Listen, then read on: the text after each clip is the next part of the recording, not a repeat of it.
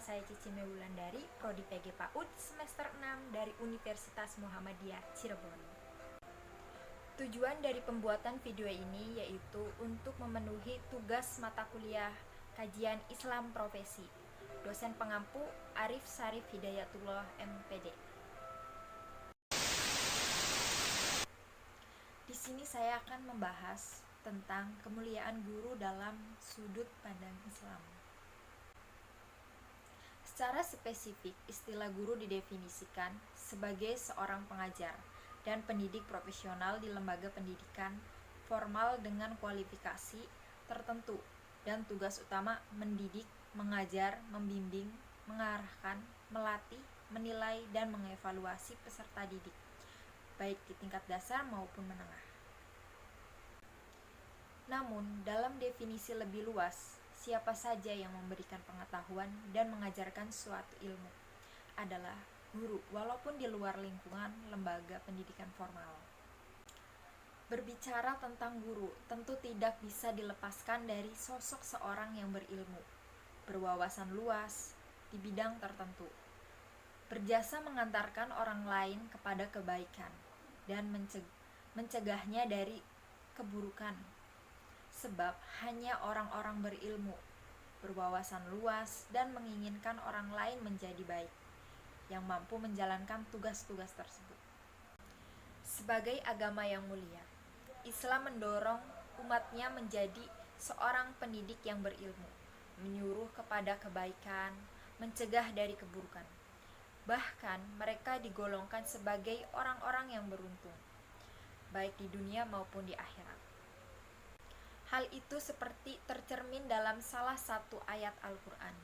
Dan hendaklah ada di antara kamu segolongan umat yang menyeru kepada kebijakan, menyuruh kepada yang ma'ruf, dan mencegah dari yang munkar.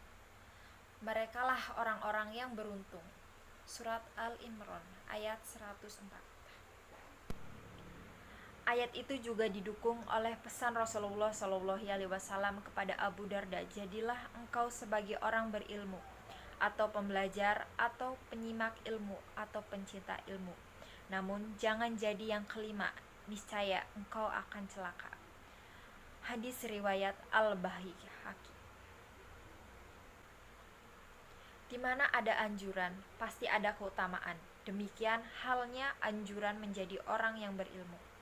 Berikut adalah ayat-ayat yang menyebut keutamaan orang-orang yang berilmu. Yang pertama ada surat Al-Imran ayat 18. Allah menyatakan bahwa tidak ada Tuhan melainkan Dia, yang berhak disembah, yang menegakkan keadilan. Para malaikat dan orang-orang yang berilmu juga menyatakan demikian. Perhatikanlah ayat ini, Allah menyadarkan pernyataannya kepada dirinya, kemudian kepada para malaikat, dan kepada orang-orang berilmu. Cukup mulialah mereka yang disandingkan dengan yang mulia, apalagi yang maha mulia. Yang kedua, ada surat Al-Mujadilah ayat 11, ayat yang cukup populer dan mengangkat kedudukan orang yang berilmu adalah Allah akan meninggikan orang-orang yang beriman di antaramu dan orang-orang diberi ilmu pengetahuan beberapa derajat. Yang ketiga ada surat Fatir ayat 28. Kaitan dengan ayat ini, Ibnu Abbas menambahkan, orang-orang yang berilmu memiliki kedudukan 700 derajat di atas orang-orang mukmin.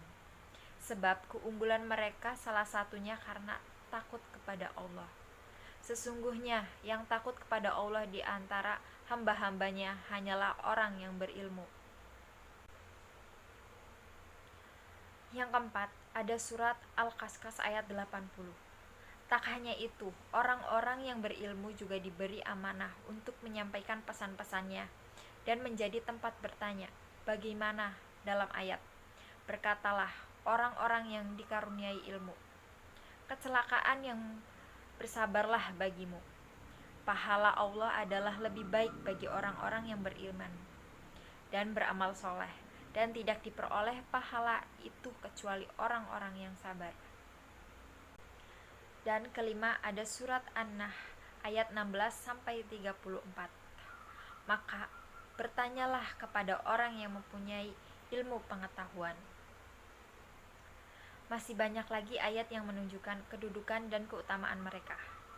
Sementara dalam hadis, kedudukan dan keutamaan orang berilmu dapat kita jumpai dalam puluhan, bahkan mungkin ratusan sabda Rasulullah SAW. Antara lain adalah para ulama itu pewaris para nabi. Bayangkan betapa tingginya kedudukan orang berilmu hingga menyandang gelar sebagai pewaris para nabi, sedangkan tidak ada kedudukan yang lebih tinggi di atas para nabi dan rasul. Keunggulan lainnya adalah orang berilmu juga diminta ampunan oleh semua yang ada di langit dan di bumi, di antaranya oleh para malaikat. Bahkan dalam hadis lain disebutkan, siapa saja yang dihendaki Allah menjadi orang baik, maka ia mulai diberi pemahaman dalam urusan agama, yaitu ilmu. Kemudian kematian mereka dianggap sebagai duka yang sangat mendalam, bahkan menjadi pertanda kian dekatnya hari kiamat. Di antara pertanda kiamat adalah hilangnya ilmu. Hadis riwayat Abu Dawud. Sementara hilangnya ilmu, menurut hadis lain, terjadi dengan kematian orang-orang yang berilmu. Di alam kubur mereka juga mendapatkan pahala yang terus mengalir. Hal itu sebagaimana yang diungkap dalam hadis. Jika seorang insan meninggal, maka terputuslah amalnya kecuali 3 amal: sedekah yang mengalir, ilmu yang bermanfaat, dan anak yang selalu mendoakan. Hadis riwayat Al-Tirmidzi. Sebagai orang yang merintis dan mengajak kebaikan, guru dan orang berilmu juga berhak mendapatkan balasan sebagaimana yang digambarkan dalam sabda Rasulullah SAW. Siapa saja yang menempuh jalan kebaikan, maka dia mendapatkan pahalanya, sekaligus pahala orang yang turut mengikutinya tanpa mengurangi pahala mereka sedikitpun. Hadis riwayat Ibnu Abi Saibah. Demi Allah, jika Allah memberi petunjuk kepada satu orang berkat ajakanmu, maka itu jauh lebih baik bagimu daripada kekayaan paling berharga. Hadis riwayat Al-Bukhari dan Muslim. Di akhirat, orang yang berilmu dan mengajarkan ilmu juga mendapatkan perilaku istimewa dibandingkan orang yang lain. Salah satunya masuk surga tanpa hizab. Hadis riwayat Ibnu Abdil Bar juga menyatakan, pada hari kiamat, tinta orang-orang yang berilmu ditimbang dengan darah para syuhada.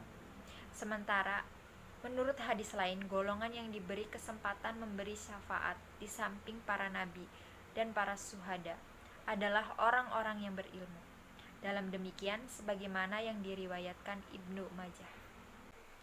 Islam menempatkan guru pada posisi sangat mulia, karena pada sisi yang berbeda, Islam juga menyuruh umatnya menuntut ilmu sejak dalam buayan sampai pada liang lahat. Sehingga logikanya, jika tidak ada peran guru, harus kemana umat Islam menuntut ilmu? Itulah sebabnya setiap guru harus amanah, apalagi saat ini pemerintah telah mengangkat kesejahteraan guru dalam adanya tunjangan profesi guru. Guru seharusnya mampu mencontoh metode Rasulullah SAW dalam memberikan pengajaran dan pendidikan, yaitu dengan keteladanan. Cukup sekian pembahasan saya tentang kemuliaan guru dalam sudut pandang Islam. Mohon maaf bila ada salah-salah kata. Wassalamualaikum warahmatullahi wabarakatuh.